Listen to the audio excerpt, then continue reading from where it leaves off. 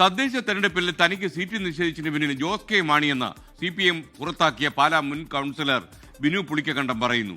Seat നൽകാൻ CPIM നേതൃത്വം ആലോചിച്ചതാണെന്നും കേരള കോൺഗ്രസ് എമ്മിന്റെ ഇടപെടലിനെ തുടർന്നാണ് തനിക്ക് സീറ്റ് പോയതെന്നും ബിനു പുളിക്കക്കണ്ടം 24നോട് പറഞ്ഞു. തദ്ദേശ തെരഞ്ഞെടുപ്പിൽ ബിനു പുളിക്കക്കണ്ടവും മകൾ ദിയയും സഹോദരൻ ബിജുവും സ്വതന്ത്രരായിട്ട് മത്സരിക്കും. വലിയ ചർച്ചകൾ നടന്നു. കഴിഞ്ഞ തവണ CPM സ്ഥാനാർത്ഥിയായിട്ടാണ് ബിനു പുളിക്കക്കണ്ടം മത്സരിച്ചത്. ഇത്തവണയും അങ്ങനെ ഉണ്ടാകുമോ എന്നുള്ള ചർച്ചകൾ നടന്നു. എന്തായാലും അതുണ്ടായില്ല. പക്ഷേ സ്വതന്ത്രനായിട്ട് മത്സരിക്കാൻ തീരുമാനിച്ചിരിക്കുകയാണല്ലേ. ഒപ്പം രണ്ടുപേരെയും കൂടി കൂട്ടിയിട്ടുണ്ടല്ലേ. ഉണ്ട്. എങ്ങനെയാണ് ഈ മത്സരത്തെ നോക്കിക്കാണുന്നത്? വിജയിക്കാൻ സാധിക്കും 3 പേർക്കും? 100% വിജയിക്കാൻ സാധിക്കുമെന്ന ആത്മവിശ്വാസത്തിൽ തന്നെയാണ് ഞങ്ങൾ മത്സരത്തിന് ഇറങ്ങുന്നത്. അത് ഒരു ആവേശത്തിൻ്റെ പുറത്ത് പറയുന്നൊരു കാര്യമല്ല, തെളിയിച്ചിട്ടുണ്ട്. 2010 തെരഞ്ഞെടുപ്പിൽ ഞാൻ ലീഡ് ചെയ്തുകൊണ്ട് ഇതേ വാർഡുകളിൽ തന്നെ വേറെ 2 പേരെയും കൂടെ നിർത്തി എനിക്ക് ജയിപ്പിക്കാൻ സാധിച്ച്, സ്വതന്ത്ര കൂട്ടായ്മയുടെ പേര് ജയിപ്പിക്കാൻ സാധിച്ച വാർഡുകളാണ്. അതുകൊണ്ട് പിന്നെ ഞങ്ങളുടെ ഒരു പ്രവർത്തന ശൈലി ഒട്ടും വാർഡിലെ ജനങ്ങളുമായിട്ട് മാറി നിന്നിട്ടില്ല, അതുപോലെ ഇടപഴകി പോകുന്നു. ഇത്തവണയും കേരള കോൺഗ്രസിൻ്റെ ഒരു ഇടപെടലുണ്ടായെന്ന് സംശയിക്കുന്നുണ്ടോ? പ്രത്യേകിച്ചും പ്രാദേശിക CPM നേതൃത്വം ചർച്ച നടത്തിയിരുന്നു താങ്കളുമായിട്ട്. അവർക്ക് താല്പര്യമുണ്ടായിരുന്നു. താങ്കളും അനുഭവമായിട്ടാണ്, അതായത് പാർട്ടിക്കായിട്ട് അടുത്ത് നിൽക്കുന്നൊരു വ്യക്തിയായിരുന്നു. കേരള കോൺഗ്രസ് ഇത്തവണയും ഇടപെട്ട് ചെയർമാൻ സ്ഥാനം നഷ്ടമാക്കിയതുപോലെ തന്നെ ഈ ഒരു അവസരം നഷ്ടപ്പെടുത്തിയെന്നൊരു തോന്നലുണ്ടോ? തോന്നലോ സംശയമല്ല, ഉറപ്പാണ്. അതിൽ ഒളിച്ചു വെക്കാനൊന്നുമില്ലല്ലോ. കാരണം എന്നെക്കാളും നിങ്ങൾക്ക് അന്വേഷിച്ച് കണ്ടെത്താനുള്ള മാർഗമുണ്ട്. പ്രാദേശികമായി മാത്രമല്ല, ലോക്കൽ കമ്മിറ്റിയും ഏരിയ കമ്മിറ്റിയും ജില്ലാ കമ്മിറ്റിയും ഒരുപക്ഷെ ഏകകണ്ഠമായിട്ട്, ഞാൻ മനസ്സിലാക്കിയിടത്തോളം ഏരിയ കമ്മിറ്റിയിൽ ഒരാൾ മാത്രം എതിരഭിപ്രായം പറഞ്ഞുള്ളൂ. ലോക്കൽ കമ്മിറ്റി ഏകകണ്ഠമായി തീരുമാനിച്ചു, ജില്ലാ കമ്മിറ്റി ഏകകണ്ഠമായി തീരുമാനിക്കുന്നു എന്നെ സഹകരിപ്പിച്ച് പാർട്ടിയിലേക്ക് തിരിച്ചെടുത്തുകൊണ്ട് മത്സരിപ്പിക്കുന്നതിനായിട്ട്. അപ്പോൾ ആ ഒരു പ്രതീക്ഷയിലാണ് തെരഞ്ഞെടുപ്പ് പ്രഖ്യാപിച്ചിട്ടും ഇന്നലെ വരെ ഞാൻ കാത്തിരുന്നത്. കാരണം മറ്റൊന്നുമല്ല, ഞാൻ CPM പാർട്ടി ചിഹ്നത്തിൽ ജയിച്ച ഒരു കൗൺസിലറായിരുന്നു ഞാൻ. പാർട്ടിയുമായി യാതൊരു അഭിപ്രായ വ്യത്യാസവും നാളിതുവരെ ഉണ്ടായിട്ടില്ല.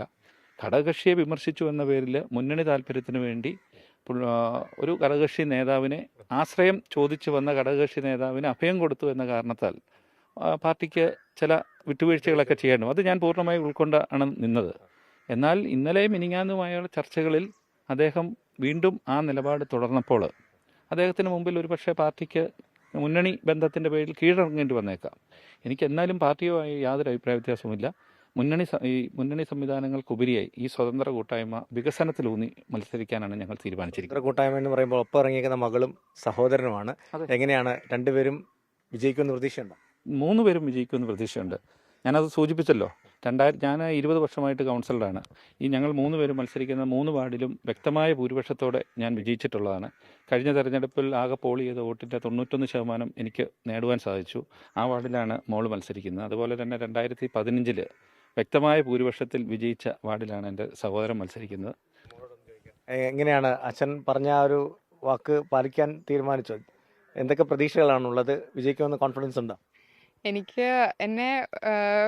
എനിക്കൊരു അവസരം നൽകി, എന്നിട്ട് പക്ഷെ ചോയ്സ് എൻ്റെ ആയിരുന്നു. പറഞ്ഞു, നിനക്ക് താല്പര്യമുണ്ടോ, നിനക്കിതിവിടെ ഒരു മാറ്റം കൊണ്ടുവരാൻ നിനക്കിതിന് താല്പര്യമുണ്ടോ എന്ന് എന്നോട് ചോദിച്ചു. അപ്പോൾ എനിക്ക് ഒരു അവസരം കിട്ടിയതിൽ ഞാൻ വളരെ സന്തോഷം. എനിക്ക് 21 വയസ്സേ ഉള്ളൂ. അപ്പം എനിക്കിതുവരെ ഉള്ള അറിവും, എനിക്ക് അറിവിൽ കൂടുതൽ ഞാൻ ഇവരെ കണ്ടു വളർന്നതിൻ്റെ ഇവരെനിക്ക് പങ്കിട്ട് തന്നേക്കുന്ന ഒരു എക്സ്പീരിയൻസ് ആണ് ഞാൻ മുതൽക്കൂട്ടായിട്ട് ഇപ്പം കൊണ്ടുപോകുന്നത്.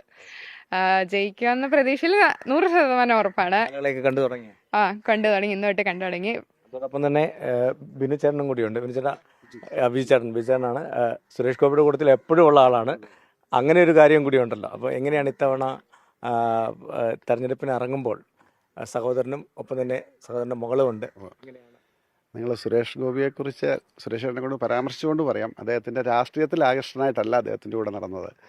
അദ്ദേഹം ഒരു 3 പതിറ്റാണ്ടിലേറെയായി ഞങ്ങൾ തമ്മിലുള്ള ഒരു കുടുംബ ബന്ധമാണ്. ആ ബന്ധം ഇപ്പോഴും തുടരുന്നുണ്ട്. പിന്നെ ഒരു മത്സരരംഗത്തേക്ക് വരിക എന്ന് പറഞ്ഞാൽ, ബിനു സൂചിപ്പിച്ചല്ലോ, 20 വർഷമായി ഇവിടുത്തെ കൗൺസിലറായിരുന്നു. ബിനുവിൻ്റെ ഇലക്ഷനുകളിലെല്ലാം സജീവ പങ്കാളിത്തം ഉണ്ടായിരുന്ന ഒരാൾ തന്നെയാണ് ഞാൻ. അവൻ്റെ പ്രവർത്തനങ്ങളിൽ സജീവമായിട്ടുണ്ടായിരുന്നു. ഇലക്ഷനിൽ നിന്നോന്ന് അതല്ല എൻ്റെ അർത്ഥം. അപ്പോൾ ബിനുവിൻ്റെ എക്സ്പീരിയൻസ് തീർച്ചയായിട്ടും ഞങ്ങൾക്കൊരു മുതൽക്കൂട്ടാവുമെന്ന് ഞങ്ങൾക്ക് 100% ഉറപ്പാണ്. ഞങ്ങൾക്കെന്നല്ല, ഈ വാർഡുകളിലെ ജനങ്ങൾക്ക് അതിൻ്റെ ഫലം കിട്ടുമെന്നും ഉറപ്പുണ്ട്.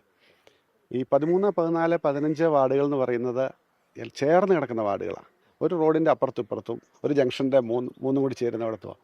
അപ്പോൾ ഒരു വികസനം ഒരു വാർഡിലേക്ക് കൊണ്ടുവരിക എന്ന് പറയുന്നത് ഒരിക്കലും സാധ്യമാകുകയില്ല. അപ്പോൾ ഞങ്ങളുടെ ഒരു കൂട്ടായ്മ എന്ന് പറയുന്നത് ആ പ്രദേശത്തിൻ്റെ മുഴുവൻ ഒരു വികസനം സാധ്യമാക്കുമെന്ന ഉറച്ച വിശ്വാസത്തോടെയാണ് ഞങ്ങൾ നിൽക്കുന്നത്.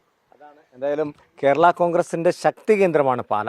അവിടെ ഈ 3 സ്ഥാനാർത്ഥികൾ ഒരുപോലെ അടുത്തടുത്ത വാർഡുകളിൽ മത്സരത്തിന് ഇറങ്ങുമ്പോൾ അത് ഈ തെരഞ്ഞെടുപ്പിൽ നിർണായകമാകുമെന്നുള്ള കാര്യത്തിൽ യാതൊരു സംശയവുമില്ല. കോട്ടയത്ത് നിന്ന് അരുൺ നീണ്ടൂരിനൊപ്പം ടോബി ജോൺസൺ, 24.